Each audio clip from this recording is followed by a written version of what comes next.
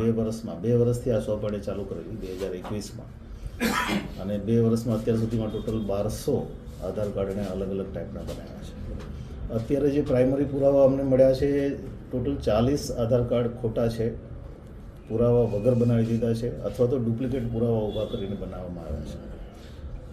Duplicate પુરાવામાં એ નગરપાલિકાનો duplicate દાખલો ઊભો કરવો, કોઈ અન્યનું આધાર કાર્ડ અથવા તો અન્યનું વોટર કાર્ડ હોય એમાં ફોટો ચેન્જ કરી નાખવો, એવા ઘણા બધા નાના મોટી મોડસ ઓપરેન્ડી સાથે આ બધા આધાર કાર્ડ બનાવ્યા છે. આગળની તપાસ અત્યારે ઉના પોલીસ કરી રહી છે અને વધારે તપાસમાં વિગતો આવશે.